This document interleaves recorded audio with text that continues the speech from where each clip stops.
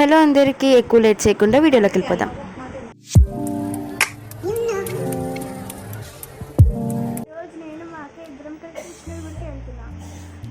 నాకు కృష్ణుడు అంటే చాలా ఇష్టం.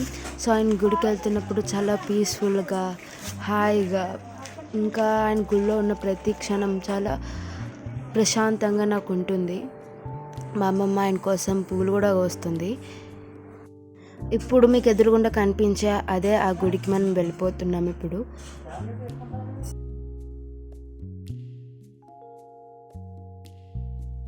ఈ గుడిలో ఒక టెంపుల్ కాదు, సో చాలా చాలా టెంపుల్స్ ఉంటాయి. అమ్మవారి గుడి అని, శివాలయం అని. సో కొన్ని గుళ్ళు అయితే మూసేశారు. మేము వెళ్ళిన టైంకి కొంచెం లేట్ అయింది మేము వెళ్ళేసరికి.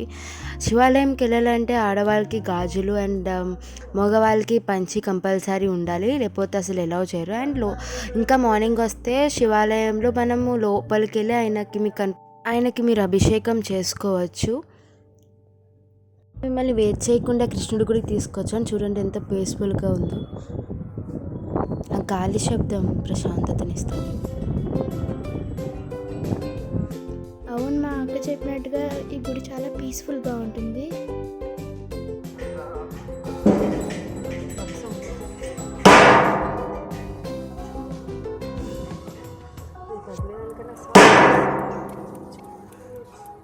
మీరు విన్నారు కదా, అసలు ఆ కొబ్బరికాయ కొడుతుంటే అసలు రీసౌండ్ వస్తుంది. అక్కడ చాలా సైలెంట్గా ఉంది వాతావరణము.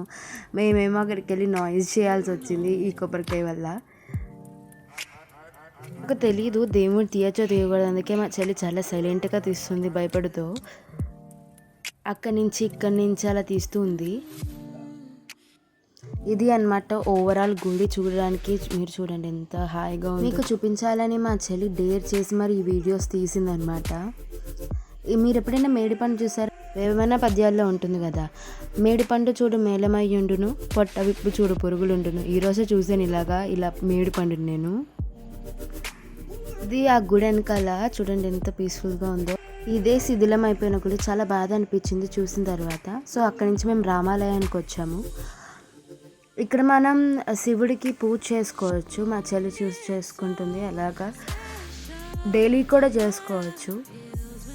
ఈ చెట్టు చూసారా, మా అక్క చిన్నప్పటి నుంచి ఉంది. ఇవి 2 చెట్లు కలిపి ఉంటాయి, రావి చెట్టు, వేప చెట్టు. ఈ చెట్టుకి నేను మా అక్క ఇద్దరం కలిసి పూజ చేసుకున్నాం.